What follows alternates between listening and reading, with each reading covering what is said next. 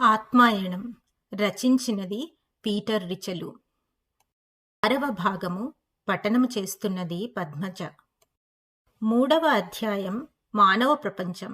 2వ భాగం. ఇలాంటి పద్ధతుల ద్వారా ప్రకృతి ధర్మాలన్నీ ఒకదానిలో ఒకటి చొచ్చుకుపోతున్నట్లుండి వాటి అంచులు గొగ్గిరిగా పొడుపు కథలా ఉన్నట్లుంటుంది.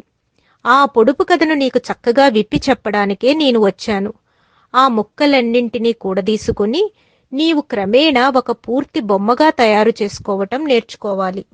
అయితే మానవ ప్రపంచంలో అవసరమైన అనుభవాన్నంతా మనుషులు ఎలా పొందగలుగుతున్నారు అనేది నీకు అర్థం కావాలంటే నేను చెప్పబోయే ప్రతిపాదనలను నువ్వు అంగీకరించాలి. 1. మానవుడు ఒక ఆత్మ. ఎదగని నిమ్నస్థాయి నుంచి, అంటే అడవి మనిషి స్థాయి నుంచి పరిపూర్ణమైన మనిషిగా ఎదిగే పరిణితి క్రమంలో మనిషి 3 చైతన్య వాహనాలను లేదా 3 శరీరాలను ఉపయోగించవలసి ఉంటుంది. అవి ఏంటంటే మనోమయ శరీరం, ప్రాణమయ శరీరం లేదా యాతనా శరీరం, భౌతిక శరీరం. ఆఖరుదైన ఈ భౌతిక శరీరంతో నువ్వు నేను పనిచేస్తున్నాం. మనిషి కంటికి కనపడేది ఈ భౌతిక శరీరమే. 2. ఈ 3 శరీరాలను మనం 3 వేరువేరు చైతన్య స్థాయిల్లో ఉపయోగిస్తాం. మనోమయ స్థాయి, ప్రాణమయ స్థాయి, భౌతిక స్థాయి. 3. మనోమయ ప్రపంచంలో పైభాగంలో ఉండే నేను నీ ఈ 3 శరీరాలు ఆధారంగా చేసుకొని పనిచేస్తాయి. దీనినే కారణస్థాయి అంటారు. ఒకానొక ఆత్మ అన్నది కారణస్థాయి నుంచి కొత్త జన్మ తీసుకునేటప్పుడు ఈ 3 శరీరాలను ధరించవలసి ఉంటుంది. ఆత్మను ఒక నగ్న మానవునిగా ఊహించుకో. అతను ఈ 3 దుస్తులను లేదా శరీరాలను ధరించడానికి సిద్ధపడుతున్నాడు. అతి తక్కువ సాంద్రత కలిగిన శరీరం మనోమయ శరీరం. మనోమయ ప్రపంచం ఏ తత్వంతో చేయబడిందో ఆ తత్వంలో నుంచి గ్రహించి తన చుట్టూ చుట్టుకుంటాడు. దాంతో మనోమయ శరీరం ఏర్పడుతుంది. ఇది మనిషి వేసుకునే లోపలి దుస్తుల లాంటిది. ఒక్కో ఆత్మ ధరించే మనోమయ శరీరం ఆ ఆత్మ గత జన్మ చివరి నాటికి మానసికంగా ఎంత ఎదిగిందో దానికి తగిన విధంగానే ఉంటుంది. కనుక ఎదగని మానవుని మనోమయ శరీరానికి ఎదిగిన ఆత్మ యొక్క మనోమయ శరీరానికి చాలా తేడా ఉంటుంది. వృద్ధాత్మ అంటే ఎదిగిన ఆత్మకు అనేక జన్మల అనుభవం ఉంటుంది కదా. తర్వాత ఆ చైతన్య ఉనికి మనోమయ వస్త్రం పైన ప్రాణమయ వస్త్రాన్ని ధరిస్తుంది. ఈ వస్త్రం ప్రాణమయ పదార్థంతో తయారై మనోమయ వస్త్రం కన్నా మొరటుగా ఉంటుంది. ఈ ప్రాణమయ శరీరం మనోమయ శరీరం పైన ఉంటుంది. దీని స్థాయి కూడా ఆ ఆత్మ ఎదుగుదలను బట్టి ఉంటుంది. ఈ ప్రాణమయ శరీరాన్ని లేదా సూక్ష్మ శరీరాన్ని మనిషి వేసుకునే వెలుపలి వస్త్రాలుగా భావించవచ్చు.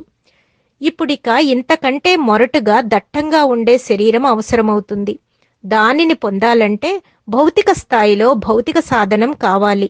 మరో విధంగా చెప్పాలంటే ఒక స్త్రీ ఒక పురుషుడి సహాయంతో ఒక బిడ్డకు జన్మనిస్తుంది. ఈ క్రొత్త భౌతిక శరీరం ఆ ఆత్మ గత జన్మలలో చేసుకున్న కర్మలకు తగ్గట్లుగా ఏర్పడుతుంది. మిగిలిన శరీరాల లాగానే ఈ భౌతిక శరీరాన్ని మనిషి ధరించే ఓవర్కోట్తో పోల్చవచ్చు. కాబట్టి మీకు కనబడే ప్రతి మానవుడు వాస్తవానికి ఒకదాని లోపల మరొకటిగా 3 శరీరాలను ధరించి ఉంటాడు. అయితే ఈ వెలుపలి భౌతిక శరీరం దడసరిగా ఉండడం వల్ల లోపలున్న మిగిలిన 2 శరీరాలను చూడలేకపోతున్నాము. ఒక మనిషి చనిపోయినప్పుడు జరిగేదల్లా ఏమిటంటే ఈ వెలుపలి శరీరం తొడుగును వదిలేస్తున్నాము. భౌతిక శరీరాన్ని వదిలేశాక కూడా మనిషి ఇంకా ఉన్నాడు. ప్రాణమయ మనోమయ శరీరాలు ఇంకా ధరించే ఉన్నాడు. ఇప్పటికీ వెలుపల ఉన్నది ప్రాణమయ శరీరం. దాని లోపల మనోమయ శరీరం ఉంది. మరణానంతరం నిజానికి ఏం జరుగుతుందో చెప్పబోయే ముందు ఈ శరీరాల గురించి మరికొంత చెప్పాలి నీకు.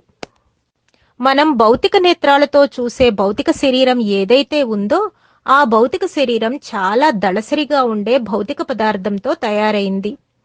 భౌతిక శరీరానికి కొంచెం తక్కువ దళసరిగా ఉండే ఎథరిక్ డబుల్ ఉంటుంది. దీనినే ప్రాచీన ఈజిప్టు వారు కా అంటారు.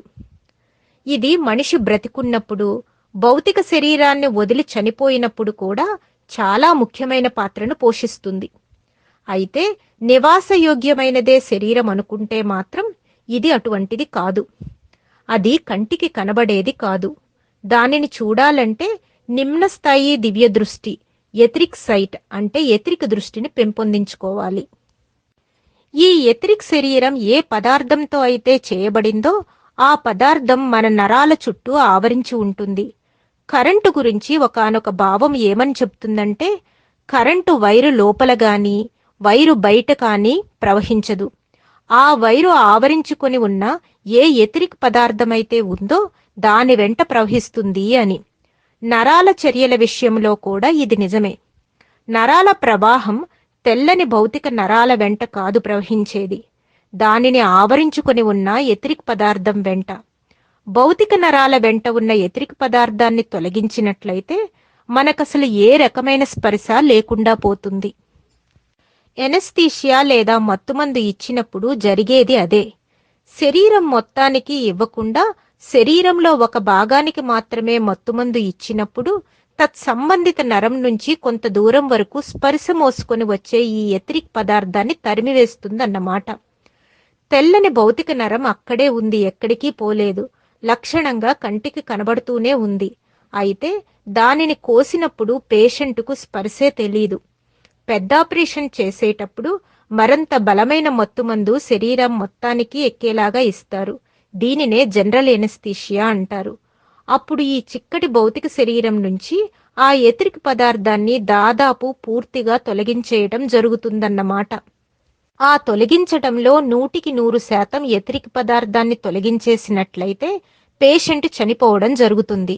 మత్తుమందు ప్రభావంలో ఉన్న పేషెంట్ చనిపోవటం ఈ కారణం వల్లనే.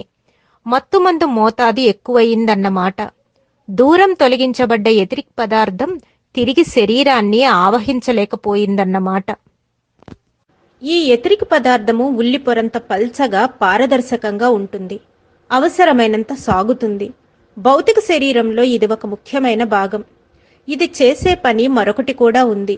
నిద్రా సమయంలో భౌతిక శరీరానికి ప్రాణమయ శరీరానికి మధ్య లింకులాగా కూడా ఇది పనిచేస్తుంది. జీవాత్మవై నువ్వు మంచం మీద పడుకొని ఉన్న భౌతిక శరీరం నుంచి విడివడి వెలుపలికి వచ్చినప్పుడు ఎథరిక్ పదార్థంతో చేయబడిన తీగ ఒకటి మీ ప్రాణమయ శరీరానికి అతుక్కొని ఉంటుంది. దాని ముఖ్యమైన ఎథరిక్ పదార్థం అంతా మీ భౌతిక శరీరం లోపల చుట్టూ ఆవరించుకొని ఉంటుంది. మీ ప్రాణమయ శరీరంతో మీరు ప్రపంచంలో ఏ మూలకు వెళ్లాలనుకున్నా, ఎంతెంత దూరం ప్రయాణం చేయాలనుకున్నా, మంచం మీద పడుకొని ఉన్న మీ భౌతిక శరీరం నుంచి మీరు వెళ్లాలనుకున్నంత దూరం అది సాగుతూనే ఉంటుంది. శరీరం మేల్కోవలసిన సమయం వచ్చినప్పుడు ఒక అర్జెంటు సందేశం ఈ ఎథరిక్ తీగ వెంట మీరు ఎక్కడ ఉంటే అక్కడికి అందుతుంది. మీరు అప్పుడు భౌతిక శరీరం దగ్గరికి తిరిగి వచ్చేసి దానిలో ప్రవేశించవలసి ఉంటుంది. భౌతిక శరీరంలో మేల్కొని ఈ లెవెల్లో మీ బాధ్యతల్ని మీరు నిర్వర్తించవలసి ఉంటుంది. మీరు నిద్రపోయినప్పుడు నిద్రలోకి జారిపోయి పూర్తి స్పృహ కోల్పోగానే ఆత్మస్వరూపులైన మీరు భౌతిక శరీరం నుంచి బయటికి రావడం జరుగుతుంది. ప్రాణమయ శరీరపు దుస్తులు ధరించి ప్రాణమయ లోకంలో విహరిస్తూ ఆ భూమికలలోని పరిస్థితులకు బద్ధులై ఉంటారు. ఈ భౌతిక శరీరాన్ని మంచం మీద వదిలేసి ఎక్కడికి కావాలంటే అక్కడికి పోయి రావచ్చు. మీ భౌతిక శరీరం మంచం మీద విశ్రాంతి తీసుకుంటూ తదుపరి పనికి కావలసిన బలాన్ని పుంజుకుంటుంది. ఆత్మస్వరూపుడువైన నీకు విశ్రాంతి అవసరం లేదు. పరిమితమైన నీ భౌతిక శరీరానికి మాత్రం విశ్రాంతి అవసరం. అలాగే బ్రతకడానికి, ఆరోగ్యంగా ఉండడానికి దానికి అన్నపానీయాలు అవసరం. నీ ఆస్ట్రల్ శరీరంతో నువ్వు ఎంతెంత దూరాలైనా సునాయాసంగా వెళ్ళిపోగలుగుతావు. ఆస్ట్రల్ లెవెల్లో భూమి ఆకర్షణ పనిచేయదు. నేల మీద పోతున్నా, నీళ్ల మీద పోతున్నా తేడా ఉండదు. హాయిగా కదిలిపోతుంటావు. నీ భౌతిక శరీరం విశ్రాంతి తీసుకునే ఆ కొన్ని గంటల కాలంలో ఆత్మగా నీవు తిరిగే దూరాలు అపరిమితం. 2.5 నిమిషాల్లో ప్రపంచం మొత్తం చుట్టి రావచ్చునంటే నీ ఆత్మ ఎంత వేగంగా కదులుతుందో తెలుసుకో. జీవుడు జన్మనెత్తడానికి ఒక్కొక్క స్థాయి దిగివచ్చేటప్పుడు భౌతిక పదార్థం కంటే ఉన్నతమైన నాణ్యమైన పదార్థంతో తన చుట్టూ కప్పుకుంటుంది. అదే ఆస్ట్రల్ శరీరం. ఈ ఆస్ట్రల్ శరీరం లోపల కారణ శరీరం ఉంటుంది. అది కాంతివంతమైన పొగలాగా అండాకారంలో ఉంటుంది. కానీ భౌతిక శరీరం మాత్రం చాలా చిక్కగా ఉంటుంది. దీనికి ఆస్ట్రల్ పదార్థం పట్ల ఆకర్షణ చాలా బలంగా ఉంటుంది. అందుకనే దానిని లాక్కొని దగ్గరగా చుట్టుకుంటుంది. అందువల్ల అచ్చంగా భౌతిక శరీరాకృతిలోనే ఉంటుంది ఆస్ట్రల్ శరీరం ఈ అండాకారం మధ్యలో. భౌతిక శరీరాన్ని ఎలా అయితే దాని లక్షణాలను, ఆకారాన్ని బట్టి గుర్తుపట్టడం జరుగుతుందో, ఆస్ట్రల్ శరీరాన్ని కూడా దాని ఆకారాన్ని బట్టి గుర్తుపట్టడం జరుగుతుంది. ఉన్న తేడా ఏమిటంటే అది తయారైన పదార్థం నాజూకైనది. భౌతిక శరీరం చనిపోయాక ఆస్ట్రల్ శరీరానికి ఆకారం నుంచి స్వేచ్ఛ లభిస్తుంది. భౌతిక శరీరం ఆకారానికి అనుగుణంగా ఉండాల్సిన అవసరం లేదు. ఆకారంలో పెద్దది కావలసిన అవసరం లేదు. ఎందుకంటే సూక్ష్మ శరీరం పొగమంచు శరీరమే కాని భౌతిక శరీరం లాగా దానికి అవయవాలు, ఎముకలు, మాంసము, రక్తము ఇవేమీ దానిలో ఉండవు. ఈ భాగాన్ని ఇక్కడితో ముగిస్తున్నాను. మరొక భాగంలో మళ్ళీ కలుద్దాం. అంతవరకు సెలవు.